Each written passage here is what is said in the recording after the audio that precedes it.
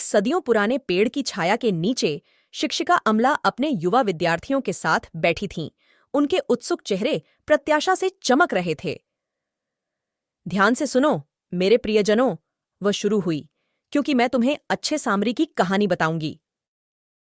जब बच्चे कहानी सुनने के लिए उत्सुक होकर करीब आ रहे थे, तो हवा में उत्साह भरी फुसफुसाहटें गूंजने लगीं। बहुत पहले की बात है, अमाला ने आगे कहा। एक यात्री था जो लुटेरों का शिकार हो गया था। वह सड़क के किनारे घायल अवस्था में पड़ा था, जिसे वहां से गुजरने वाले लोग नजरअंदाज कर रहे थे। उन्होंने उसकी मदद क्यों नहीं की? एक बच्चे ने पूछा। उसकी भौहें असमंजस से सिकुड़ गईं। यही सवाल है, अमाला ने उत्तर दिया। लेकिन फिर एक सामरी घायल आदमी के पास आया। उनके मतभेदों के बावजूद उसने दया दिखाई और यात्री के घावों की देखभाल की। वह तो उसे जानता ही नहीं था, एक अन्य बच्चे ने आश्चर्य से आंखें चौड़ी करते हुए कहा। नहीं, उसने ऐसा नहीं किया, अमाला ने पुष्टि की। लेकिन उसने एक जरूरतमंद इंसान को देखा और उसका दिल प्यार से भर गया। बच्चे दया और सहानुभूति के पाठ को आत्मसात करते हुए विचारशील मौन में बैठे रहे। शिक्षक, एक बहादुर आत्मा बोली, हम अच्छे सामरी की तरह कैसे बन सकते हैं? अमला मुस्कुराई, उसकी आंखें गर्मजोशी से चमक रही थीं। दूसरों के लिए अपना दिल खोलकर, मेरे प्रिय, और यह याद करके कि प्यार की कोई सीमा नहीं होती।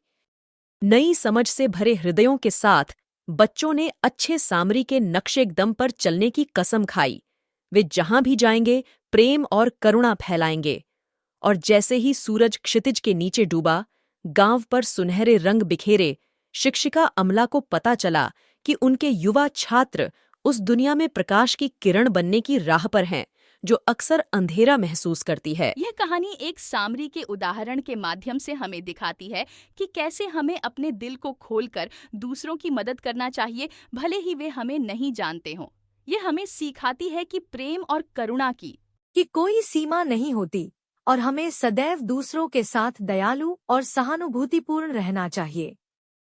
कहानी का संदेश है कि अच्छे सामरी बनने के लिए हमें स्वीकार करना चाहिए कि हमें कभी-कभी अपने आसपास के लोगों की मदद की आवश्यकता होती है और हमें उनके साथ दया और सहानुभूति के साथ व्यवहार करना चाहिए।